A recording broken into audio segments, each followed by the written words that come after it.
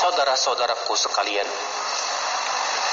yang kedua yang membinasakan, yaitu menyelisihi nabi mereka. Dan hal itu terjadi di saat Allah Subhanahu wa taala menceritakan tentang perang Uhud dan perang Hunain. Di perang Uhud kaum muslimin kalah karena Rasulullah SAW memerintahkan pasukan pemanah agar tidak turun, baik menang maupun kalah. Akan tetapi mereka kemudian malah turun dan mengira bahwa peperangan telah selesai. Akhirnya terjadilah yang terjadi.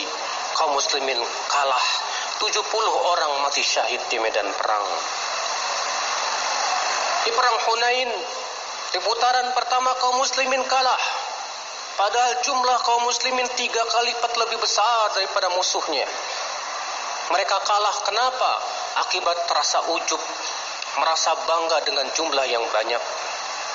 Allah berfirman, laqad nasarakumullahu fi mawatin katsiratin wa yawma Hunain إذ أعجبتكم كثرتكم فلم تغن عنكم شيئا وضاقت عليكم الأرض بما رحبت ثم وليتم مدبرين. Sungguh kami telah menolong kalian di tempat yang banyak dan di perang Hunain. Ingatlah di saat itu kalian merasa bangga dengan jumlah kalian yang banyak.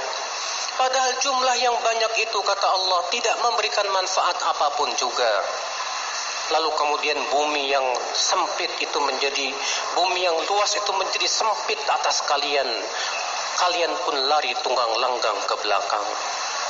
Saudaraku sekalian, padahal kaum muslimin di saat itu tidak melakukan syirik. Bagaimana kalau ternyata kesyirikan dilakukan oleh banyak kaum muslimin, perdukunan, mistik dan yang lainnya. Maka dari itulah saudaraku sekalian, kenapa di Indonesia ini kaum muslimin mayoritas tapi seakan tidak punya kekuatan. Mereka malah diatur oleh orang-orang yang tidak beriman kepada Allah dan kehidupan akhirat.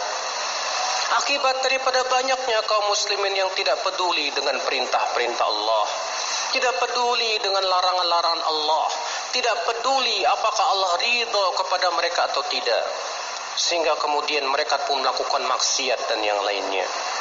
Maka saudaraku sekalian, tidak aneh dan tidak heran apabila ternyata kehinaan itu menimpa diri kita, akibat kita sendiri menghinakan agama Allah Subhanahu wa taala, meninggalkan agama Allah Subhanahu wa taala.